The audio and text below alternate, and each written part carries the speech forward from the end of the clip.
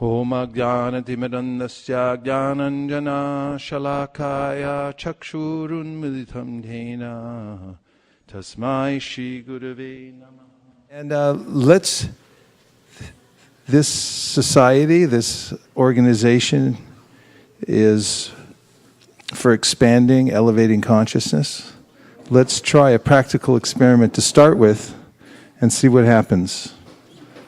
What do you think? You ready? Yes.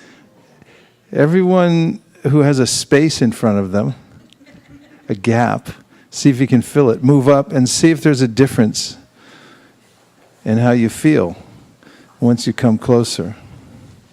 Everyone in chairs, you're all right. Did that change your perception at all? There's still a few more gaps. See if you can fill them.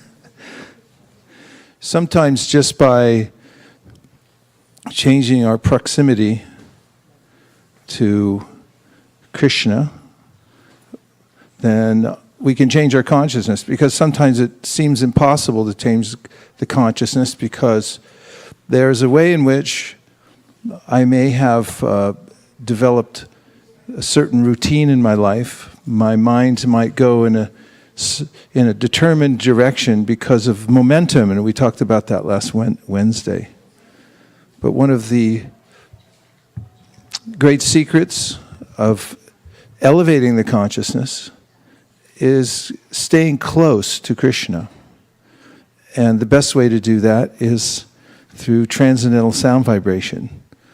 So one time, our teacher, the founder of this organization, said that God helps those who help themselves means that helping oneself means putting oneself in front of transcendental sound vibration. The mind might even go kicking and screaming that I would rather watch the 24-hour news cycle and feel depressed. However, if through inspiration from my higher self, like intelligence was the higher self. That's why we call this process not just Krishna consciousness, also called Buddhi Yoga, taking help from the higher self, the higher intelligence. And that's accessible to everybody. That's why this is so practical. Then I can make that decision, even though the lower self may go kicking and screaming. Can anybody relate to this? Or is it just me? One hand. Okay, thank you. Kindred souls. Yes, in the 3rd chapter of the Bhagavad Gita, Krishna talks about how one should conquer the lower self by the higher self. And that there are definite ways in which there are currents in this world that drag me in directions that may not be for my ultimate good. And throughout the Bhagavad Gita, he identifies those various currents and what their symptoms are and how we get exposed to them. For instance, there's ways in which my diet has a profound effect on my consciousness. That's good to know, because that's something that we can change, isn't it? Or do we have to eat what's given to us? You can always make a change. It's not easy. You have to let everybody know, I'm going to eat this, not that. Has anybody had to do that before in their life? Go home for Thanksgiving or whatever and say, we don't eat that, we eat this instead. And there are cultural norms. I've met people who have had virtual wars over what kind of food they're going to eat at home. Mom and dad say, what's wrong with you? You won't eat. I won't even say the words because they're so controversial. But 2 of them start with an O and a G. Is that stimulating anybody? For those in our Western audience, it's onions and garlic. Generally, we don't cook with onions and garlic, because sometimes there's a huge war about that. In any case, it takes a little bit of adjustment to change one's diet. But Krishna says in the Bhagavad Gita that will affect your consciousness profoundly, what you eat. So today I'd like to talk about what happens to our fears and our cares. Where do they go when they're no longer with us? Anybody have any fears or cares in their life right now? 1, 2, 3, 4, 5, 6, 7, 8. Just 8 people. 10, 12, 14. Okay. Thank you. I feel better now. It seems like there's a constant stream of fears and cares. And Krishna confirms this in the Bhagavad Gita. He said, there is a little factory, a manufacturing plant, if you will, in your head. And all day long, it's producing fears and cares, concoctions.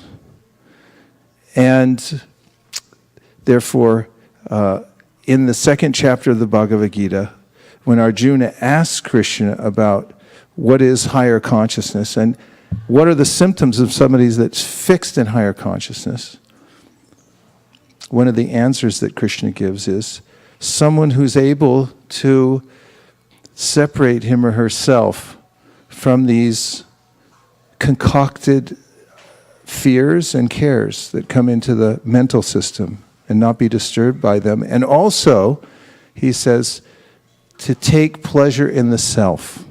To take pleasure in the self. The self in the Bhagavad Gita is called the Atma. Everyone please say Atma.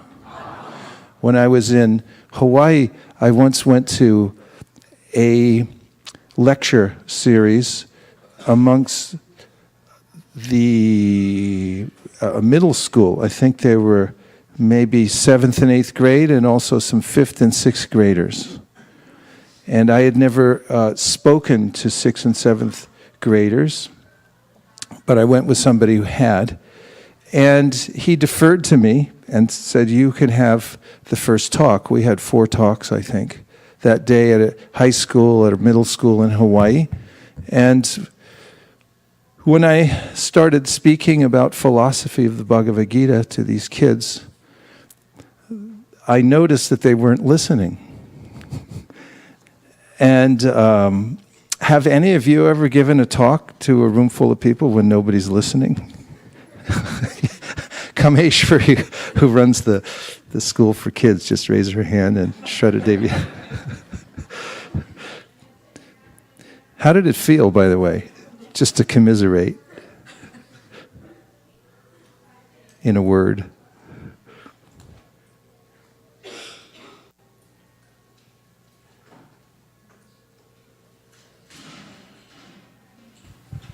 Hare Krishna. Yeah, it feels terrible. Feels what? Terrible. Terrible. Okay, thanks. That's how I felt too. So, as I was speaking to these kids, and they were looking everywhere except at me, and the body language was that I might as well have been dead, or they wished I was. Afterwards, the other presenter who was with me said, okay, I'll do the next class and I'll show you how to do it. So he started with a game. And has anybody here ever heard of the game called Simon Says? Has anybody here not heard of the game called Simon Says? Is that just an American thing? Okay, the way it works is kids play this game oftentimes, and someone will stand up in front of a group, and you have to follow the directions only if the person says Simon Says. So if they say Simon Says touch your head, then you touch your head. Simon Says touch your left shoulder. Simon Says touch your heart area. Touch your knee. Okay, now you're out because Simon didn't say. There was no Simon Says. And it's amazing because you get on a roll and then you don't hear, you just follow the command. It's like you're out, you're out, you're out. And it's actually easy to eliminate a whole room full of adults because the mind is not so focused and can simply jump from one thing to another and forget that the leader didn't say Simon Says. So the presenter went through this exercise for the students. And one after another, groups of them had to sit down. And finally, there was one triumphant 7th grader standing there that I've won. And then the presenter said, now, Simon says, point to yourself. And he stood there confounded. I said, what do you mean, point to myself? He said, point to yourself. And he wasn't sure where to point to. And all the students started laughing. And then he calmed everybody down, and then he wrote on the blackboard, Atma.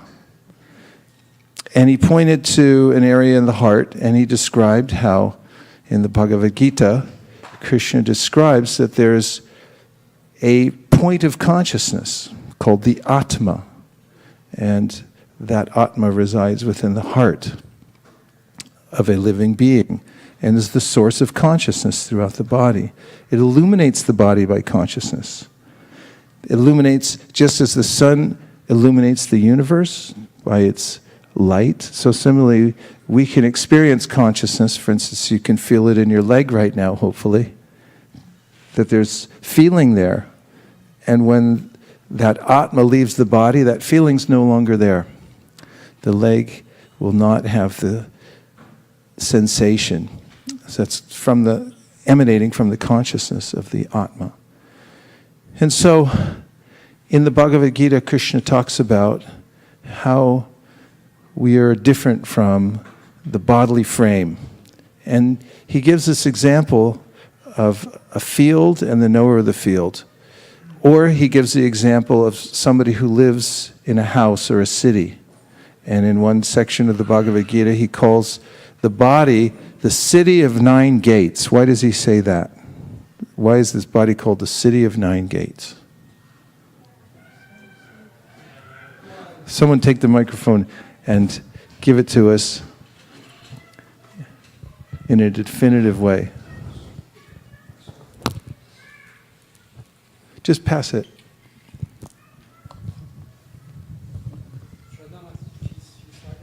Go ahead, Srivas, you got it. Everyone was pointing to you.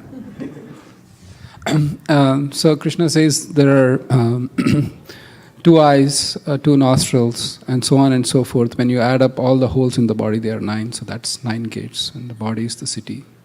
They're kind of like, they're gates, right? Yes. And we can notice that the eyes are, sometimes they're called windows to the soul, to the self.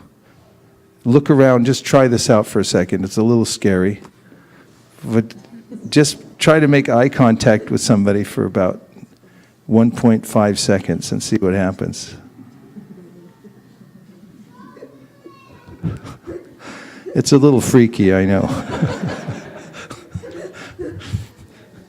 If you do this anywhere, if you get on an elevator with another person and you have to go up like 60 floors, and it's like, most people look like, because there's actually consciousness emanating from these gates of the body. It's really amazing, actually. And the senses are also amazing. They're gates through which we experience. And who's doing the experiencing? It's the conscious, the self, the Atma, particle of consciousness within the body. So the subject of the Bhagavad Gita deals much with this Atma and the difference between the Atma and this mechanical body that the Atma lives in.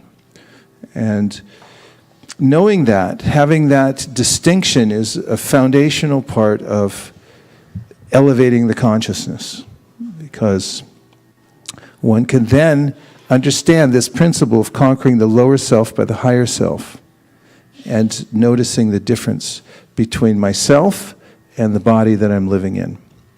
So there's a verse that I like very much in the 2nd chapter of the Bhagavad Gita, the 55th verse. And Krishna is answering Arjuna's questions, a question about how to identify somebody who has attained spiritual consciousness. And so it's a very simple answer that Krishna gives, and it's practical, something we can really probably relate to in our own lives. and be able to see how we're doing in elevating our own consciousness. Would you like to look at the verse? Yes. Okay, Mukaravinda would like to, and Srivas. The rest of you, please cover your eyes. In this verse, Krishna is speaking, and he says, Prajahati yada kaman sarvan parta manogatan atman evatmana tushta stita prajnas tadochite. And the word for word goes like this.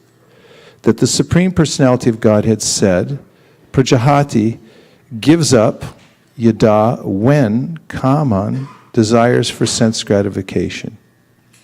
Sarvan of all varieties, parta, o son of prata, managatan, a mental a concoction. So the first line is about how when the Atma, the person, talking about us, gives up various concocted ideas for happiness in this world. And so a few things are interesting to me, are that the words managatan means of mental concoction. So in his description of this verse, Srila Prabhupada describes how the mind, which is indicated here, mana, the mind, actually these two words mean the mind goes. It goes and goes and goes and goes. It just goes. The mind goes. Manogata. The mind's always going. And what is it doing? It's manufacturing ideas and images. And like a little factory. So the word manufacture means the making of articles on a large scale using machinery. And it also means to invent or fabricate. So in one sense, the mind is like a machine. It's very subtle, but it's mechanical nonetheless. And it is manufacturing. It takes in, we take in through our external senses, these openings on the body, various stimuli from the outside world. And then we interpret them according to our state of consciousness. They get projected onto, the Srimad Bhagavatam says, the screen of our mind. Our mind's like a screen, a neutral place, but it gets projected there. And there are many images. So if you've ever been to a movie, and you sit down and then the lights go out and the movie starts, you may get swept away by the plot. And at one point, you become happy and identify with the hero and you feel proud of him. And then suddenly the hero develops cancer and you become morose. And the lights come on and everyone in the audience has tears coming from their eyes. And then you realize there were lights on a screen and I was watching it and I identified with it. So in a similar way, there's a movie going on within my mind. And I'm watching it and I'm identifying with it in various ways. It's mechanical. Thank you. I'd like to welcome all the everyone in the audience who's joined us on the internet. So everyone please say Hare Krishna. Hare Krishna. Connected with wonderful devotees all over the world today. So the mind's like a movie screen, and then this word manufacture means to invent or fabricate, which means that the mind puts together various images, and you might have seen gold somewhere in a mountain somewhere, and then in your imagination you come up with a golden mountain, and so forth. So there are combinations and permutations of various thoughts and ideas that come into the mind. And the word concoction means a mixture of various ingredients or element, or an elaborate story, especially a fabrication. I really like that. The mind comes up with elaborate stories all the time. And in self-help, we hear all the time about how you should be careful not to identify with the elaborate stories that the mind comes up with. Have you ever had the experience of your mind coming up with an elaborate story about a particular circumstance in your life? Srivas Pandit, do you remember what it was? Anybody else? Elaborate stories? Actually, you don't have to tell the details. It might be a little bit well, revealing, I don't know, but that it happens all the time. People come up with elaborate stories about what's going to happen in the future, what this means, and so forth. What just happened to me, I'm interpreting, I'm concocting, and so forth.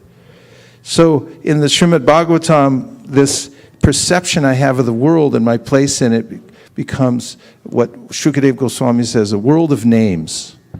Various names are all stuck together, and they seem to be extremely important, and I identify with them. For instance, when I see the United States flag, what's it called? The Star-Spangled Banner. I didn't even know what that means exactly, but because I learned it when I was a kid, and I was a proud American kid, and I had to pledge my allegiance to the flag every day of the United States of America and to the republic which it stands, one nation under God, indivisible. You have to do that too? Okay. So identify myself as an American, and when I see these fighter jets flying over the baseball stadium, I get goosebumps because those are American fighter jets and so forth.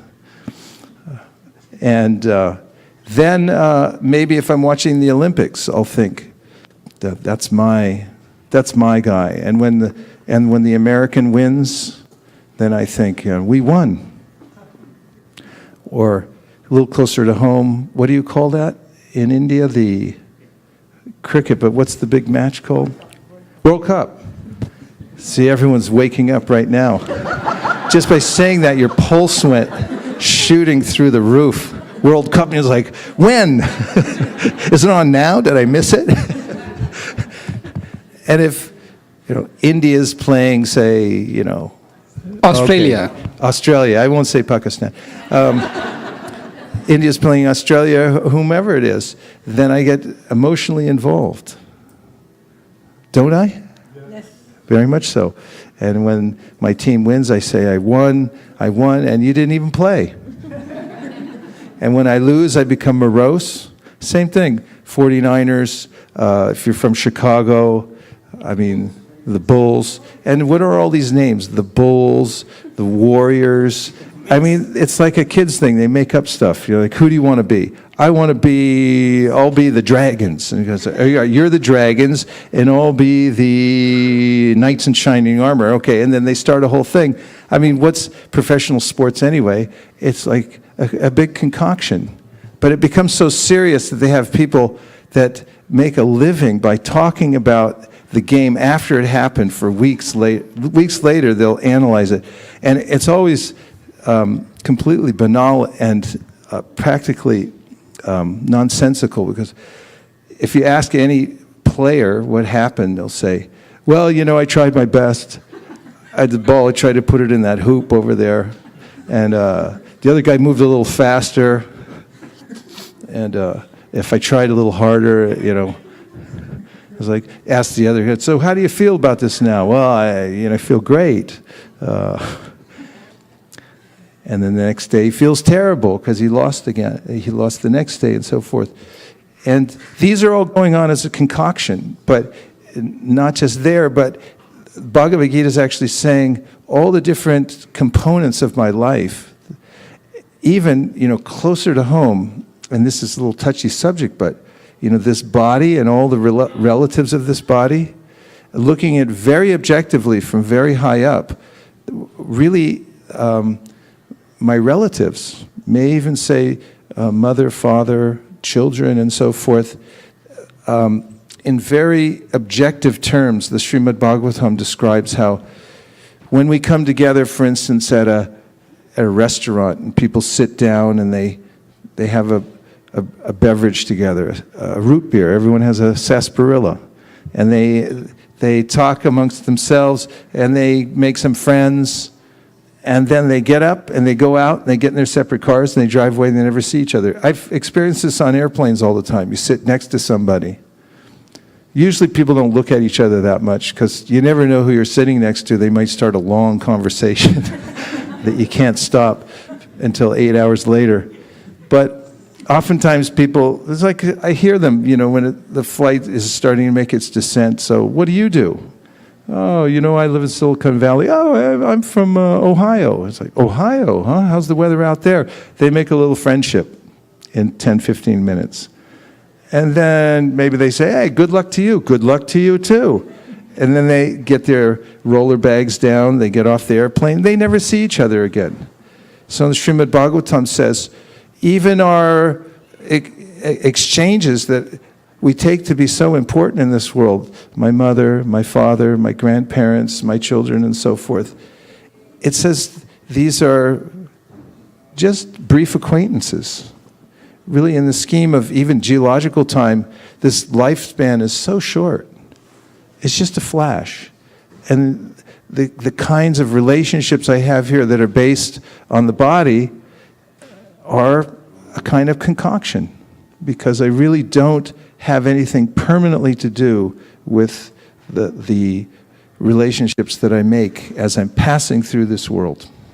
They're temporary.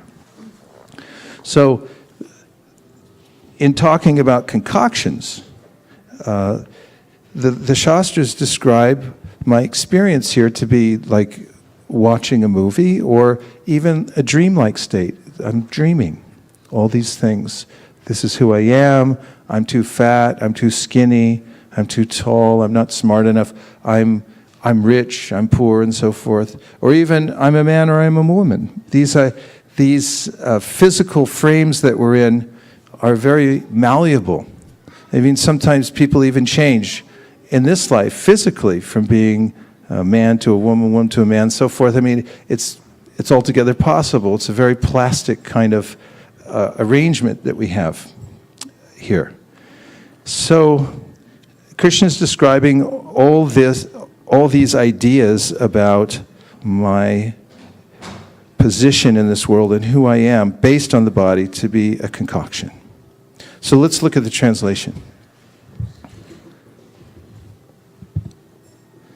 Oh, word for word, I didn't finish. Atmani means the pure state of the soul. Eva, certainly. Atmana, by the purified mind. Tushta, satisfied. Stita pragna, transcendentally situated. Tada, at that time, uchite. So then he describes in the second line that when one becomes transcendentally situated, that time he's said to be fixed in consciousness. So the translation goes like this. The Supreme Personality of Godhead said, that's Krishna speaking, the Bhagavad Gita. He's known as the Supreme Personality of Godhead. O Partha, when a man gives up all varieties of desire for sense gratification, which arise from mental concoction, and when his mind, thus purified, finds satisfaction in the self alone, then he is said to be in pure transcendental consciousness. Let's read it together.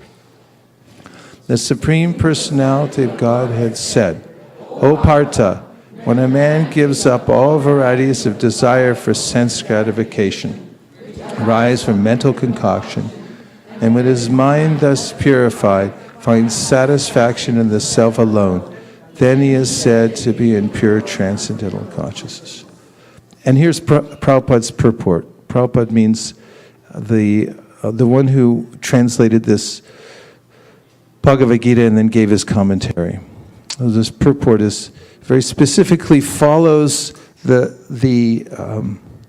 same thread that has been expounded upon by previous teachers. So if you look at the purports, the explanation of the verse from previous acharyas from 200, 500,000 years ago, you'll find the similar thread that he follows.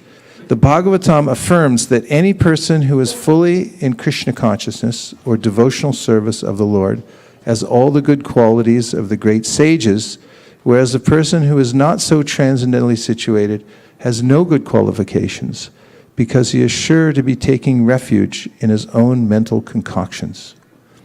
Consequently, it is rightly said herein that one has to give up all kinds of sense desire manufactured by mental concoction. Artificially, such sense desires cannot be stopped, but if one is engaged in Krishna consciousness, then automatically sense desires subside without extraneous efforts. Therefore, one has to engage himself in Krishna consciousness without hesitation, for this devotional service will instantly help one onto the platform of transcendental consciousness. The highly developed soul always remains satisfied in himself by realizing himself as an eternal servitor of the Supreme Lord. Such a transcendentally situated person has no sense desires resulting from petty materialism. Such a transcendentally situated person has no sense desires resulting from petty materialism. Rather, he remains always happy in his natural position of eternally serving the Supreme Lord. Okay, so we've read some things, we've heard a few things, and I gave a bit of a monologue. So now, before I move on to a few practical points, let's take a few reflections. That is anything that you heard so far that's stuck in your mind. Yes, and please, let's have the microphones ready to go and just pass them quickly back. There's plenty of spaces up in here in the middle too, if you'd like to move up. Come on up. Hare Krishna. Is it okay if I ask a question, actually? Would that be okay? Okay. I was just wondering, when you were saying that our relationships within this material world with our family, etc., they're all mental concoctions and they're temporary. I was wondering, what about our relationships with the devotees that we have now? Are we going to know them when we leave our body, like the same devotees? Does that mention that anywhere? Well, just as a general principle, the difference between what is considered to be something that is a mental concoction and temporary or insignificant or petty has to do with those things that I see as separate from the original source of everything, Krishna. And those things that are related to Krishna are eternal principles. But as far as our relationships with various devotees and so forth, it's a little bit of a mystery. I can't say exactly. Although, the Shastra talks about how, the scriptures talk about how various devotees have like-minded ways in which they serve the Supreme, and therefore they stick together. Even in the spiritual world, there are ganas, or groups of devotees who are like-minded, and therefore they kind of stick together. So it could be that those that you're related to in this life through service, devotional service, there may be carryover. I'm going to remain a little bit vague on that. And now let's take some reflections. Anything that you heard, so we can solidify it, that's stuck in your mind so far. Kanka. There's a really good section in the Srimad Bhagavatam with Chitraketu explaining this situation of having temporary relationships, because his son was born and then killed by the wives, and the Narada Muni or Ananga brought the son back to life and said, the son spoke transcendental knowledge, explaining how I've had many mothers, many fathers. And so it was really a really great section of the Bhagavatam to explain this. Yeah, practically, University of Virginia, there's a department that studies children who grow up having past life memories. This is not a New Age department, by the way. This is a very scientific department that was funded by a wealthy person who believed in there could be an afterlife and that we continue on. And there are thousands of scientifically documented cases which have been recorded, and they're even on the internet now. You can look on and see some of their research, and there are several books about it, showing their research about children who remember exact details of their previous lives. And then one of the researchers in this department, when he hears about it, will come and visit that family, and very objectively, without influencing the outcome, at least that's his intention, will take down the information, and then if the family wants to, they'll follow it up, and they'll go to the various places or the place that the child's talking about and investigate. And as I said, they've documented thousands of cases in which the child remembered specifically where he or she lived, the name of the parents, even the number of the apartment, and so forth. And the Bhagavatam talks about how, as you're mentioning, there are various anecdotal sections in which children sort of lucidly see that they're passing through one body to the next, and the parents are saying, what about us? And you say, well, it's nice to see you, but I don't recognize you, I don't distinguish you as different from the other ones, basically. This doesn't mean, by the way, that the process of Krishna consciousness induces one to be cold and uncaring and to reject one's parents or any other, or children, or not give love and so forth in those circumstances. That's not what it's meant to inspire. But there is an objectivity that comes from seeing that actually I'm passing through, and these are temporary acquaintances. What else? We have a book called Coming Back, and there's also a movie. I don't know if it's on DVD, but I have it on video where it shows that documentation that you were talking about, but it was used with hypnotherapy. The people would remember their past lives, and one woman took them to France and showed them where she used to live. And yeah, and of course, this isn't this kind of empiric evidence or scientific evidence isn't our basis for understanding this principle. These are sort of supporting cases that people in general kind of gravitate towards.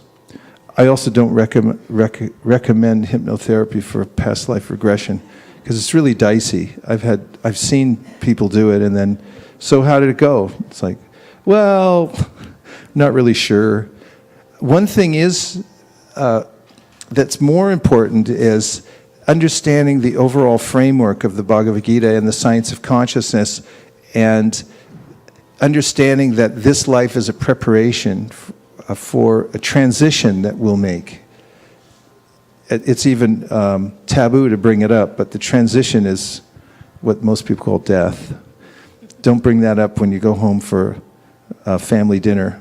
What do you want to talk about? Let's talk about death. But in any case, it's not a macabre subject. It's actually just a fact that we're passing through. So this life is a preparation for the next. And Krishna describes scientifically how different states of consciousness will require us to enter into a very specific environment in our next life. So there's something actually we can do about it in this life. That's the point, really. What else did you hear so far that stuck in your mind? Some simple points. Jagarini. I particularly like the verse that you chose because it reminds me of pretty much the basis of our ISKCON movement. Because it makes me think of how Srila Prabhupada came here, and we were certainly not qualified to understand these higher principles. And he didn't wait for us to come to the point of understanding before he engaged us. He immediately began engaging us, and then that's how we came to the understanding, by developing that higher taste.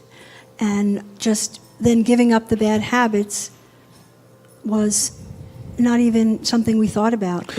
Yeah, you bring up a good point, and Prabhupada mentions it in relationship to this verse and other lectures, and that is that what we're talking about here, that is one aspect of the verse is Atma Tushta, or satisfaction of the self, is not something foreign or something that you have to get from somewhere else. It's not a concoction like the kinds of cares and fears that come into the mind based on my mistaking myself to be my body, but actually it's a natural state. And in fact, anyone can experience it, that just by a little introspection. And people nowadays talk about taking a little time to look inwardly. Just by doing that, even if you don't have a very clear philosophy about it, you can experience that you're different from the body, that you have a consciousness, the consciousness can experience itself, and you can feel that you're alive. And life itself is happiness. There's happiness in being alive. And there's a difference between my life, that experience, and my life situation that I identify with. I'm looking at everything else outwardly, and I'm identifying with that, and I'm thinking, oh no, I have $1 million, but I think I'm going to lose it all. That's what happens when you have $1 million. And when somebody gives you $1 million, then you think, why do you only give me $1 million? He died with 170 million. He doesn't like me or something like that. There's never any real happiness from identifying outwardly, but actually just experiencing the self that I exist. I'm beyond creation. I'm beyond the created world that's constantly changing. There is a still place that is actually where I can experience happiness. Other points that you heard that stuck in your mind?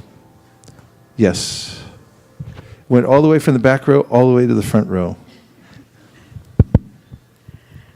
Thank you, Guru Maharaj.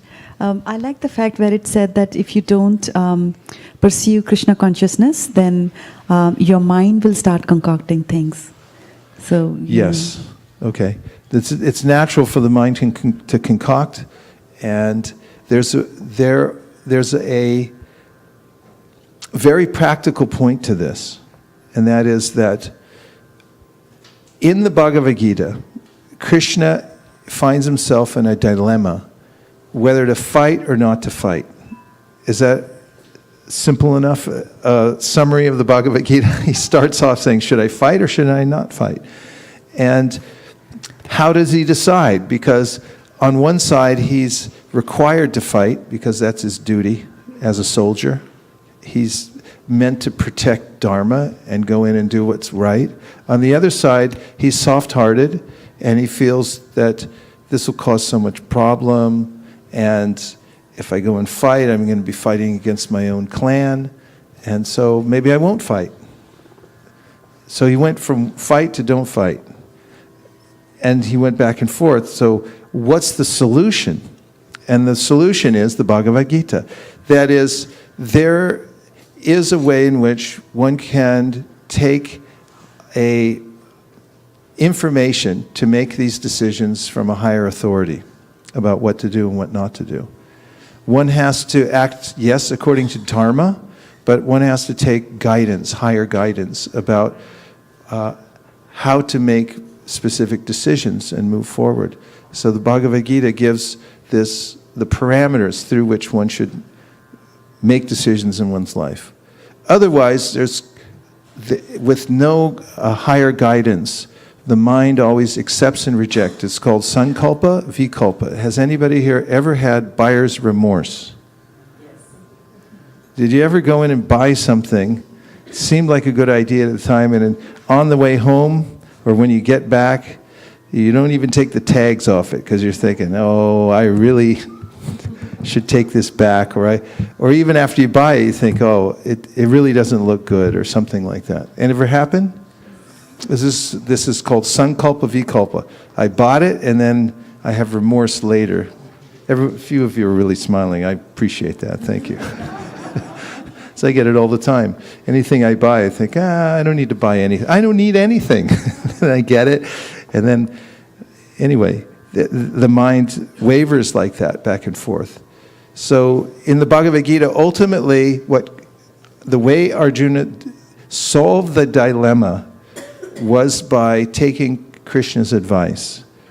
Now, you say, who's Krishna? We said Krishna is the Supreme Personality of Godhead. And at the beginning of the Bhagavad Gita, in the introduction, the author, Srila Prabhupada, says that even if you don't accept that Krishna is God, use the G word, that if you suspend your disbelief temporarily and you just accept, theoretically, while you read the rest of this book, that he is the supreme authority, that he knows everything. I mean, we meet people all the time that tell us they know everything. Show the Bhagavad Gita, say, oh yes, I know everything. It's like, but they don't really. But the idea here is that Krishna does, and he says it himself in the Bhagavad Gita, Vedaham samatitani vartamanani charjuna bhavishyami chabhutani mam tu veda nakaschata. I know everything. I know everybody.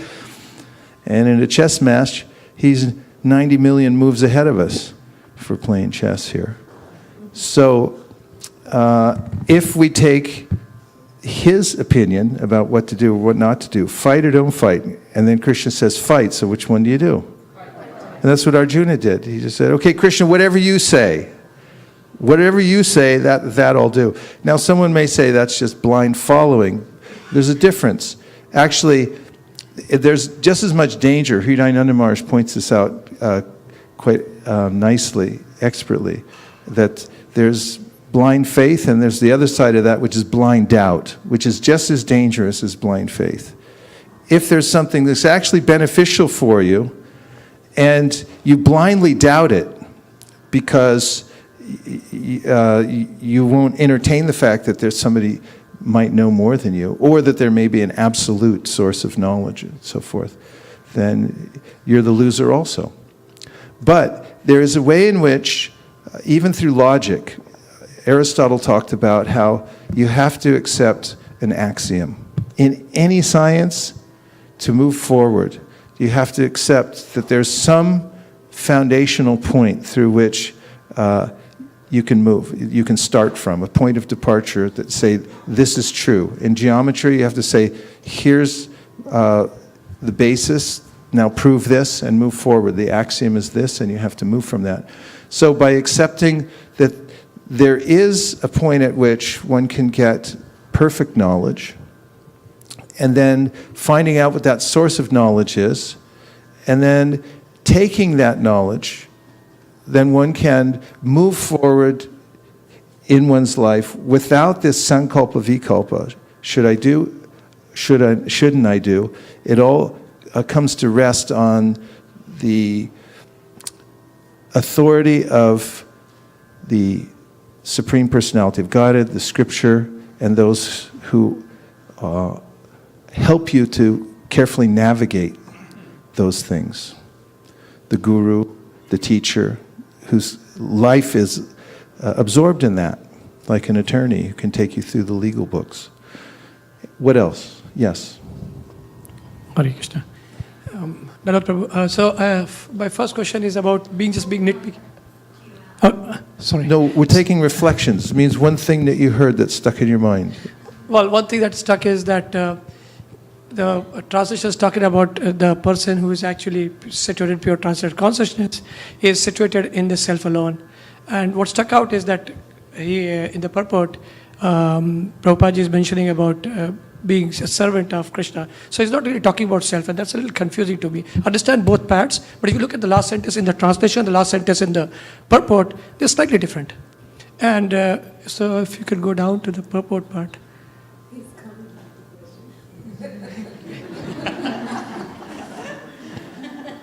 Okay, well, it's a good point, and it leads us to something practical. So, Prabhupada points out that these fears and what he described here as petty material desires. Does everyone know what petty means? Does everyone know what a petty material desire is? Have you ever had a petty material desire? What does petty mean, by the way? Let's just hear what it means so we can relate it to any desire I might have had in my life. Of little or no importance or consequence. Yeah, there's a chart you can look at. It says, how does it go? It says urgent and important. And then there's urgent but not important. Not urgent, not important. What's the fourth one? Not urgent but important. Have you ever seen this chart? It's a management chart. What is not urgent and not important? Petty things, but give me a specific example in my daily life. Reading the news may not be, unless, I hear there's a tsunami coming or something like that. Not urgent, not important. Gossip, not urgent, not important. Anything else? Facebook, someone said? Everyone erupts. Everyone can relate to that. It's just like, not urgent, not important. Anything else? Listening to Donald Trump. I don't know. All right. So there are obviously things in our environment that we can pick up on that aren't urgent, aren't important. Some things are urgent, but not important. How about that? Anybody bring you something that's urgent, but it's not important?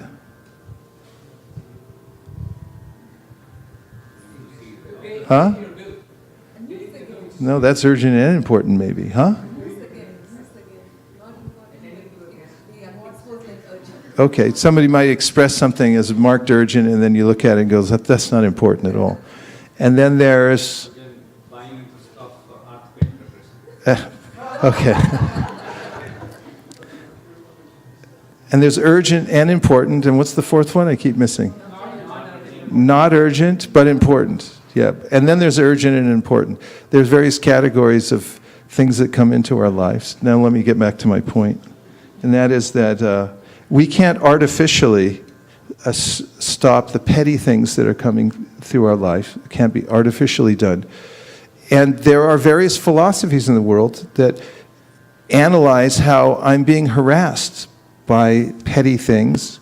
I'm actually I'm suffering. I'm suffering in this world. Basis of Buddhism is suffering. Gautama Buddha apparently looked at the world and said, it's based on suffering. The material world is based on suffering, so there must be a better way. So he looked for a better way. And there are many philosophies in the world. There's Jainism, there's Buddhism, there's Hinduism, there's Christianity. There's so many different philosophies, and basically most of them are looking for a way to alleviate suffering. Get free from the harassment and the concoctions that are coming through my mind. And actually, the reason I'm suffering is because I'm identifying with the mind. It's not that things in themselves cause suffering, but it's my relationship to them through my mind, the way I'm interpreting the world through my mind that is causing the suffering. So, how to change that? How do I change that relationship? And Sri Chaitanya Mahaprabhu taught that my relationship with the world has to be based on something that is connected to my permanent self, and not my temporary material body. And that is service. But not any kind of service, because everyone's doing service, but what's called devotional service to the Supreme. And if you do this kind of service to the Supreme Personality of Godhead, there's a verse that describes, that is foundational to the practice of devotional service, that one of the great teachers of bhakti, one of the great masters gave us, Sarvopariva nirmuktam tatpratvena nirmalam rishikena rishikesha sevanam bhaktiruchite. And that is that devotional service, which is being recommended here for overcoming this onslaught of unlimited petty desires and concoctions from the mind, means to serve the master of the senses. So I'm part of something much bigger. I'm part of a supreme being. And when I point my energies, my service-oriented energies towards that supreme being, and I do that kind of service, I don't try to serve myself, because that never works out, does it? When I try to make myself happy in this world, do you think I will be successful? No. In fact, Prahlad Maharaj says, the moment that I start thinking about how to make myself happy, that's when I start suffering. I don't even have to try for it. And it never works out. You don't ever get what you want, and if you do, that's even worse, because it's going to be swept away by time and so forth. And just rejecting it out of hand, and I mentioned there are other philosophies in the world that identify the source of suffering, the concoctions coming from the mind, desire, say some, is the source of suffering. But I can't do away with that. You can't simply extinguish desire. That's artificial, because there's a way that I do desire. And historically, there have been religions that talk about nirvana, for instance. Nirvana means to put out the flame. There's no more desire. And they didn't hold very well historically, because people generally say, for instance, if your mother dies, it's a very emotional experience, and people will say, well, where did my mother go? What can I do for her now? And so forth. Wouldn't you think that? And if someone just says, well, she didn't really exist. She just was extinguished, as soon as the body was gone, she's gone, and actually any essence of her that's continuing on is really ethereal. There's no real personality there. It's not satisfying. So historically, many of the various philosophical systems that taught this adopted ideas about heaven and so many other components to explain, what happens when somebody leaves and so forth. So in the process of devotional service, when one actually is able to use one's energies and direct one's desires towards serving the Supreme Personality of Godhead, the verse says, there are a couple things that happen. One is that the senses become purified, the consciousness becomes purified. Sarvapati vanirmuktam tat pratvena nirmalam hrishikena hrishikesha sevanam bhaktiruchite. And one becomes situated in one's what we call constitutional position, which is that you're happy. So it's actually a simple solution. So to break it down, there's the path of materialism, which means to try to make an arrangement in this world to be satisfied and happy. And you can try every which way, but it never quite works out. Then you can say, to heck with the whole thing, I'm going to renounce the whole world and just completely give up desire.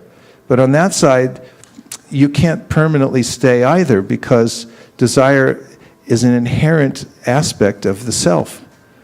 But the middle path, and the path which is called the path of devotion, means to dedicate your desires and your activities for pure service.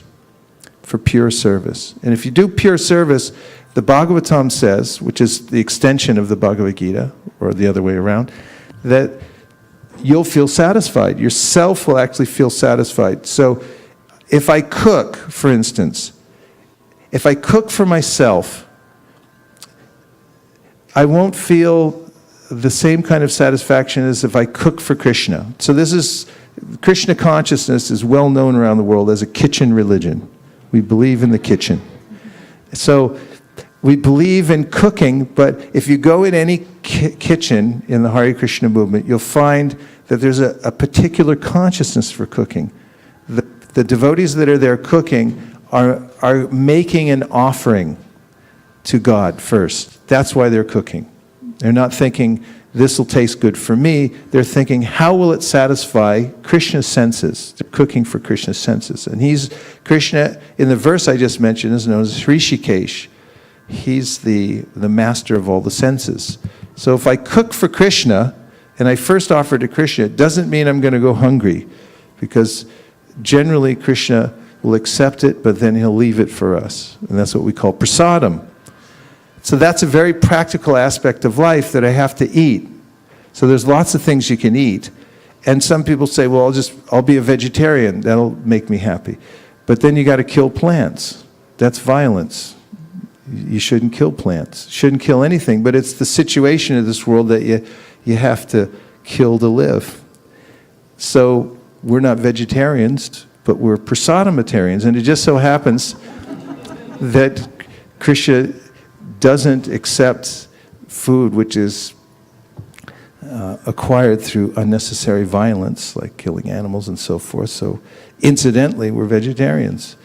And so all good things come from taking the path of service to Krishna, because Krishna likes good things, the right things. And if you dedicate your energies and your desires for serving Krishna, then whatever you eat, whatever you offer, whatever you give away, the way you make your decision about whether you should work or retire and so forth, then you'll make a decision which will actually ultimately be satisfying.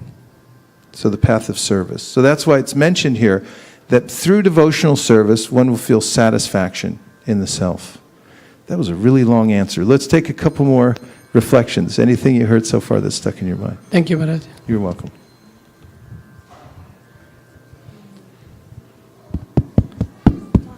When you know, on the subject of concoction, mental concoction, I believe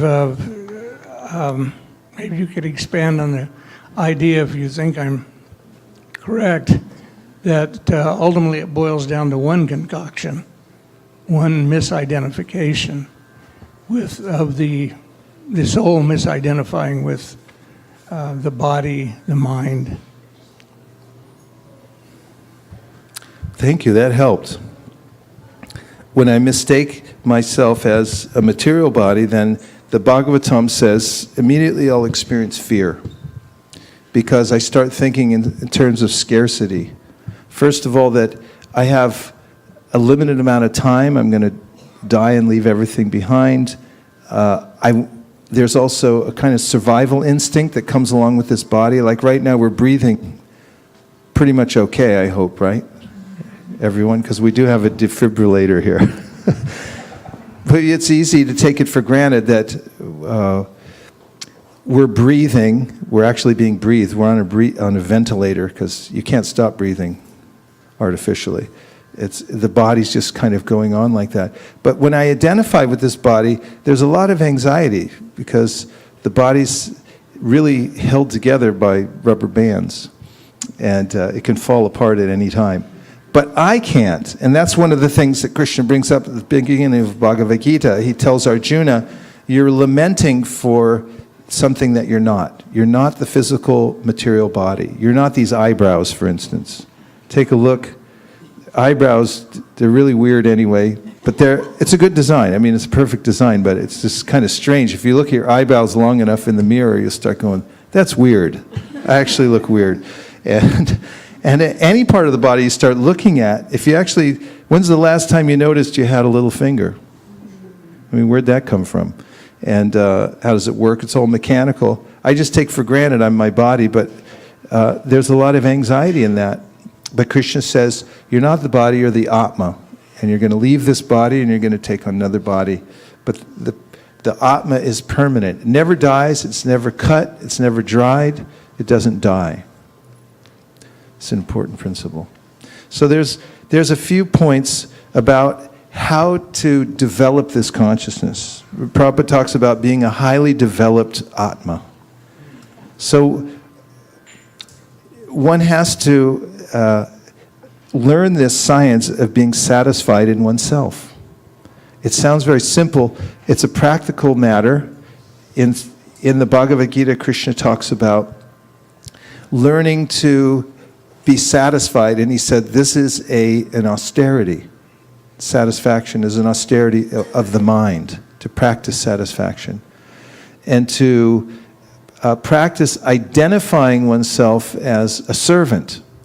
This is a very practical thing, because if I accept that I'm a servant, then I have unlimited opportunities for service wherever I go in the world. I'll also be welcome wherever I go as well. And when I try to be the master, then I run into a lot of competition in the world. So Bhaktivinoda Thakur says your problems all center on this one point. It's you've forgotten that you're a servant of Krishna. So he says, Jeev Krishna Das A Bishwas Korle To or Tukonai. Take stock in this one point, that you're a servant of Krishna. And you'd say, I'm a servant of Krishna. Try saying it, see how you feel. And you engage in services to Krishna. You organize your life, your ordinary life. You don't have to change your style, and you don't have to change your zip code or anything like that. You can do it wherever you live right now. If you simply change the consciousness and you do things as service rather than trying to do it to satisfy your mind, which will never be satisfied, do it to satisfy Krishna, then you'll naturally feel satisfied by becoming a servant. And there's what Prabhupada calls being happy in your natural position. And this is the great mystery that I've misidentified myself as the physical material body and trying to be happy in an artificial position. So simply taking this point of being a servant of Krishna will satisfy the self. And Bhagavatam says that service must be unmotivated and uninterrupted to completely satisfy the self. So if you do sincere service for Krishna. So some of the ways to do that. One very practical way to serve Krishna is with your tongue. And this sounds really overly simplified, but it comes right from the top scriptures on bhakti. For instance, the Padma Purana says, Atashi Krishna namadi na bhaved grayam indriye sevan mukhi jivado swayameva spuratyada. And the essence of this verse is that yoga begins with your tongue. That's kind of practical. Because the tongue is, according to Scripture, it's the most difficult character to deal with in life. For instance, it mentions in one place in Scripture that sometimes people doing severe kinds of practices in order to conquer their senses will fast for long periods of time. And he said then, after they fast, then the tongue comes back and says, now you owe me. Now you eat more than you did before, and so forth. It's not so easy to control the tongue. Also, besides eating, the tongue also does what? Speak. And what kind of speaking is there in this world? Different categories. Somebody mentioned gossip earlier. There's lots of ways that you can talk. So the scripture says a simple thing. If you use the tongue to speak about Krishna or to repeat the holy mantras, then you'll begin your path on yoga. And if you eat for Krishna, you'll begin your path on yoga in a really powerful way. And it's so powerful that if you just do these two things with your tongue, say Krishna will be so pleased with you that he'll come and reveal himself. That's what the verse says. It starts with the tongue.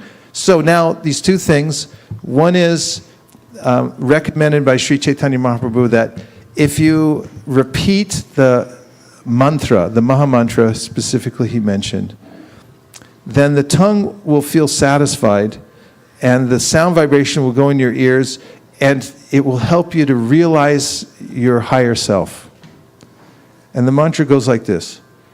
Hare Krishna, Hare Krishna, Krishna Krishna, Hare Hare, Hare Rama, Hare Rama, Rama Rama, Hare Hare.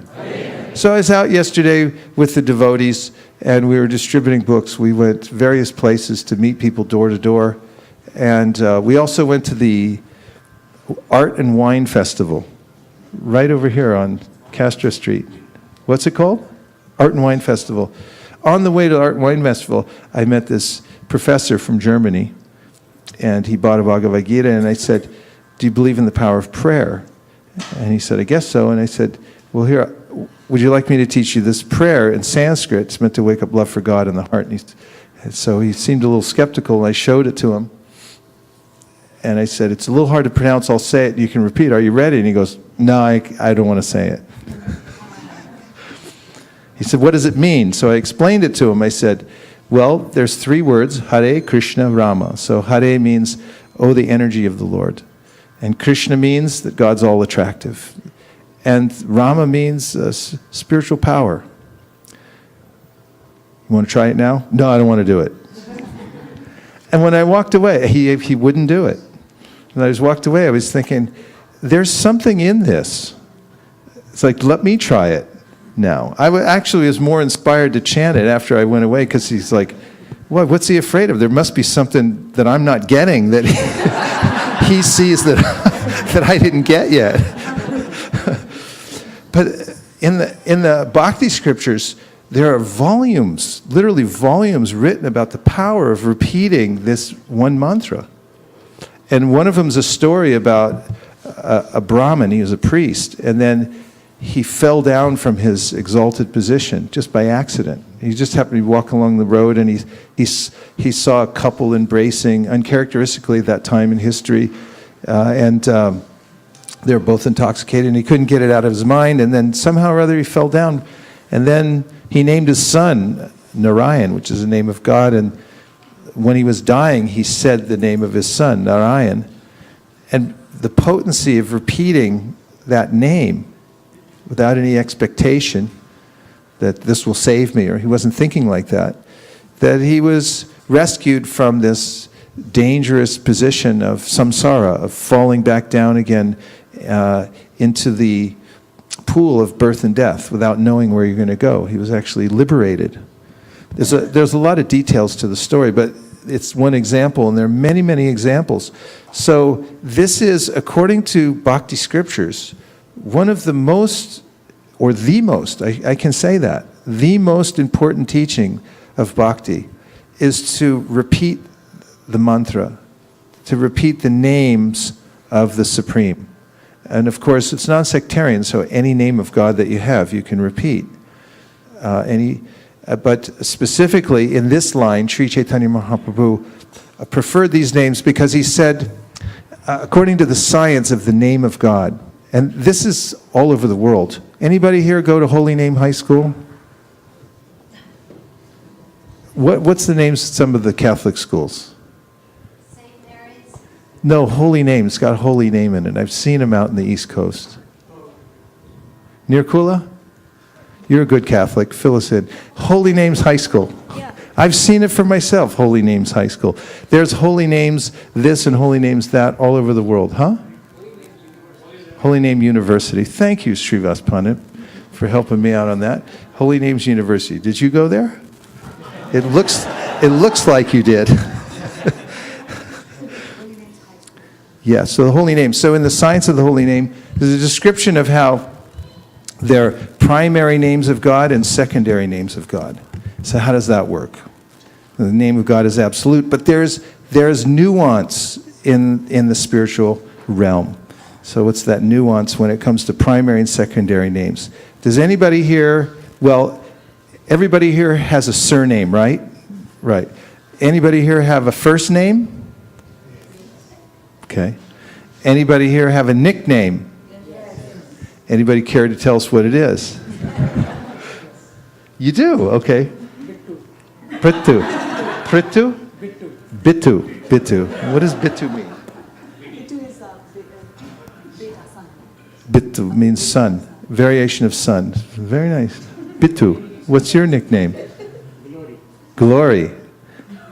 Glory. Bittu and Glory. What's your nickname? I just like Bittu. Bittu. You're also Bittu.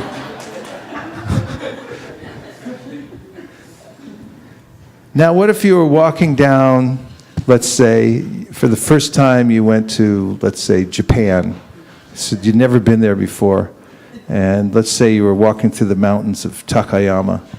Never been there before either. And you're walking down the street, you're just a tourist by yourself. First time there, and someone leans out from the second story window and says, "Hey, Bittu."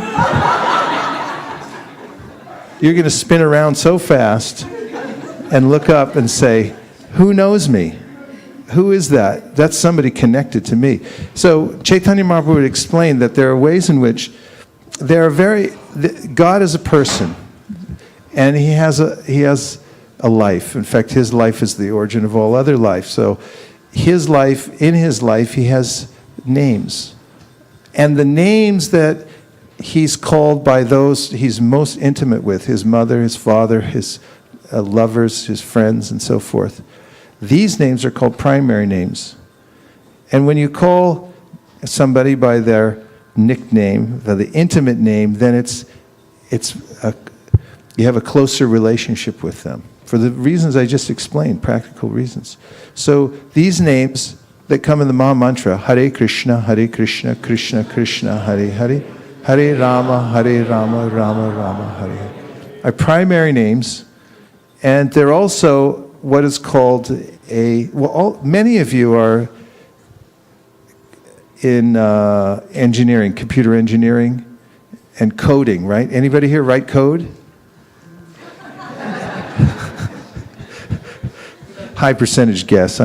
So it matters what order the code's in, right? That's what the name code means. So, if you get it wrong, you're going to be looking for another job. So you got to get the order right. It's a language. So this mantra is called Paramaksharakirte. It means the supreme combination of syllables. It's the supreme code, if you will. It's a code. And, we know about codes. They run things. These software codes run things. This runs the whole spiritual world. And this code has been given out by Sri Chaitanya Mahaprabhu and said, take this code. It's a spiritual code. Use your tongue for this, and it'll purify your heart.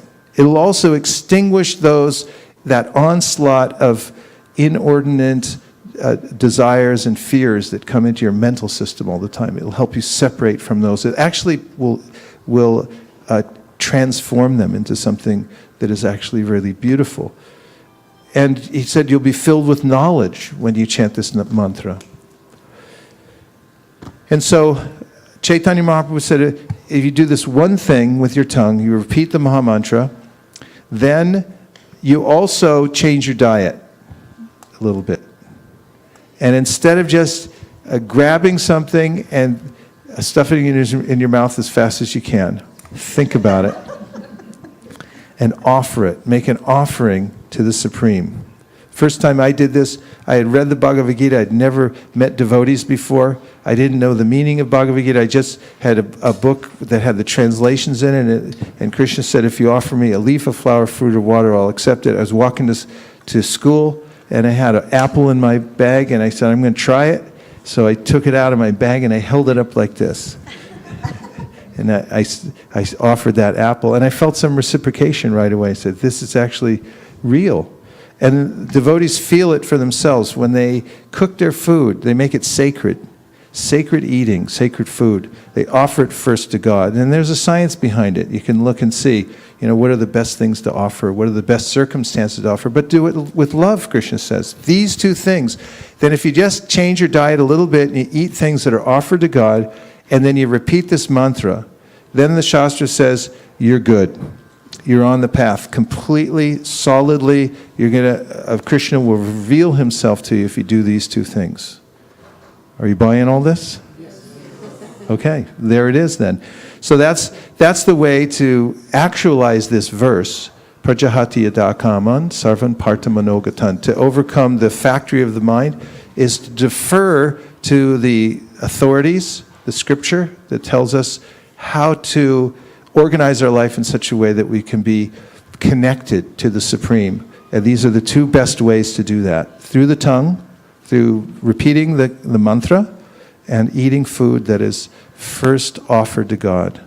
If you do that, then you're good. Go Premanande! Nitai Gora Hari Bol, Hari Bol, Hari Bol, Nitai Gora Hari Bol.